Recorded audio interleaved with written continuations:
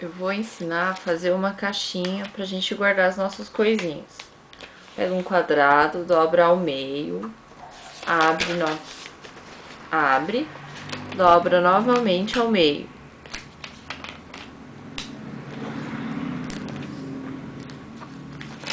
Feito isso, dobra as pontinhas em diagonal em direção ao centro.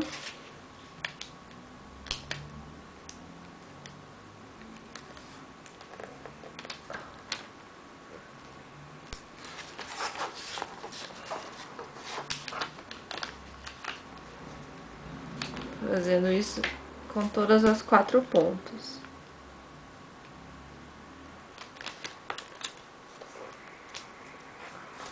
Dobrado as 4 pontas, vira ao contrário, dobra na diagonal.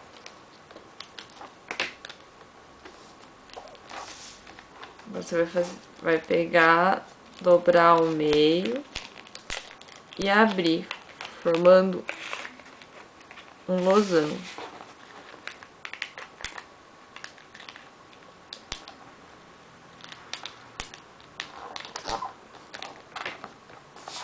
Repete, faz do outro lado a mesma coisa.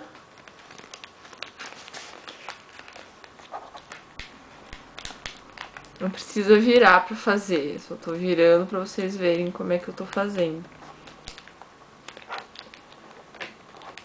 Agora o que você vai fazer? Vai colocar o dedo aqui no meio,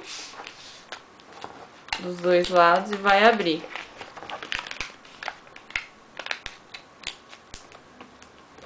Repete do outro lado.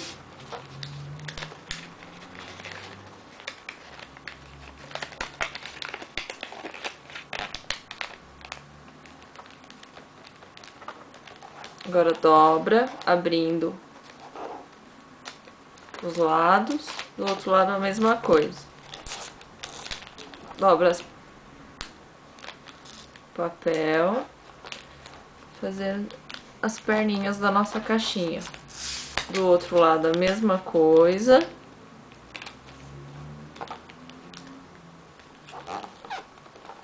Vai dobrar. Opa! Pra trás, na direção dessa risca aqui, ó. Brinca bem pra não desdobrar. Do outro lado a mesma coisa. Eu no simples passe de mágica. Está pronta a nossa caixinha.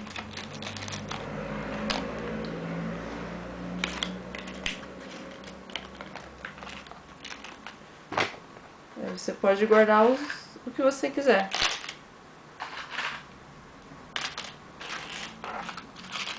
Tchau, foi um prazer participar da Scrap Festa. Beijo!